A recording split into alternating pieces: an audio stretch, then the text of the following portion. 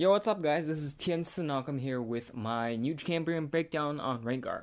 So Rengar is a champion based on one of those fearsome predators that you see in movies and books and stuff. They added a new item to the game specifically for Rengar just to make him special. It's kind of like a Victor's item, but the items are completely different. As you can see here, this new item not only gives him attack damage per level, but also other bonuses based on the number of kills and assists that he receives. Rengar relies on a ferocity system, which replaces a mana pool. Whenever he successfully damages a target with a skill, he will gain a ferocity stack up to 5. At that point, all of his basic skills will be refreshed, and he will be allowed to cast one of his basic spells with an added bonus to him. So Rengar's passive allows his auto attacks to leap to a target when he's stealthed, or inside of a bush. As you can see here, it is completely based on his auto attack. So you can use it as much as you want so long as you're attacking from a brush. The leap is basically a far-range auto attack, so it will still apply any effects you get from an auto attack. His first Q skill is just like any other melee skill. When cast, it refreshes his auto attack and increases his damage for one auto attack and gives him an attack speed buff afterwards. The special effect at 5 ferocity stacks is that it deals 170% of his attack damage on top of the other effects that are granted from his Q. His W skill is a simple AoE roar that deals small AoE damage and grants him MR and armor if it hits any target with it. If he has 5 ferocity stacks, casting W will heal him for 15% of his maximum HP. This makes him a monster in terms of sustainability in top lane and probably the jungle as well. His E skill is a short-range target slow that reduces movement speed for 2 seconds. At 5 ferocity stacks, it will root the enemy for 1 second in addition to granting them that 2-second slow. Rengar's ult is an interesting skill. It stealths Rengar, like Twitch, for 7 seconds, and during this time, Rengar's ferocity stacks will passively increase, and he gains some movement speed. This is all stopped if he attacks an enemy, or casts a spell on an enemy as well. This is an excellent skill, as you can use it both defensively and offensively. Remember that if Rengar is stealth, his passive will proc, and his auto attack will let him leap onto an enemy. Farming with Rengar is quite self-explanatory. Just hit W whenever it's up to hit as many minions as possible, and finish off the rest of the creep with your Q, E, and auto attacks. Rengar has nothing to lose from using spells since he has no mana pool, so just spam them as much as possible. There are 2 ways to harass with Rengar, depending on your positioning. If you are too far away from your enemy, then toss an E onto them to slow them down.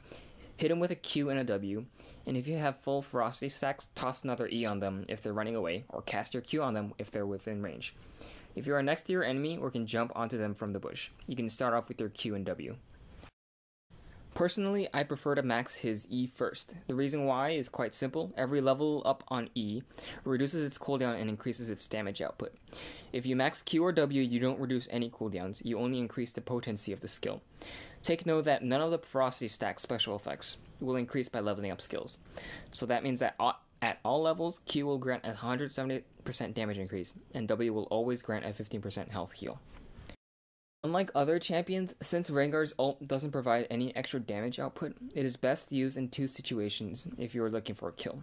You can either use it directly after casting every basic spell on your enemy. This way, during the 7 seconds of stealth, you can catch up to your enemy while your skills are getting off cooldown. On the other hand, you can use it as a starter to assassinate the enemy carry. To do so, there are 2 different things you can do to kill your enemy. If your enemy is too tanky for you to handle, you can start off with your E. Your main priority here is to keep the enemy slowed and rooted as long as possible, so your teammates can help you take the enemy out. Once your first E runs out, just toss your E again. That's in total a 1 second root followed by a 3-second slow. If you are more confident in your ability to kill the enemy, you should deal the maximum amount of damage you can with the Rengar, which is, in this situation, your Q spells. Cast your Q spells as quickly as possible before your enemy can react and run away. If they are out of range, use your E to help finish them off.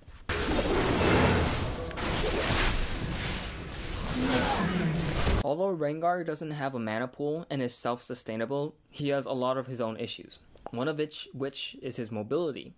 His only escape and chasing skill is his E and his ult. If you are running away from him, a simple flash can completely foil his plans for a kill. His E range is quite small, and if he has no bushes near him, he can't use his passive. If you intend to gank him, all you need are a couple of slows, and unless he has his ult, he won't be able to escape. Some good champions to play against him are Lee Sin, Janna, and Malphite. Lee Sin can reveal him when he's stealth, and can completely zone him out. Janna is one of the best peelers in the game. All she needs to do is just toss a slow and knock him up, and Rengar won't be able to catch anyone. Malphite is just the standard anti-AD carry. Because Rengar has no easy-to-use jump spells, a simple slow from Malphite can completely cripple Rengar in a team fight. Rengar's role in a team is primarily to assassinate the enemy carry. His ult is centered specifically around assassination, and you should use this to your advantage. On the other hand, if you prefer, you can play him as a tank. He can tank very well since his W gives him health, armor, and magic resist. You can either choose to peel for allies or chase the enemy carry during fights. Personally, I prefer to play Rengar as an AD carry. My build consists of boots, his bow necklace, Yoummuus, Bloodthirster, Guardian's Angel, and either Maw of Mortilus or randuins based on the enemy's team composition. Nearly all of Rengar's skills benefit from AD, so a nice AD build is the way to go if you're looking to maximize damage output. My masteries are standard 2190, and my runes consist of armor pen reds, health per level seals, magic resist per level glyphs, and movement speed quints. You need that extra movement speed on Rengar simply because he has problems catching up to an enemy. I prefer to play him on a solo lane top, but I'm sure he can be successful in the jungle as well. Hope you guys enjoyed that. If you want to see more, please like and subscribe. Bye!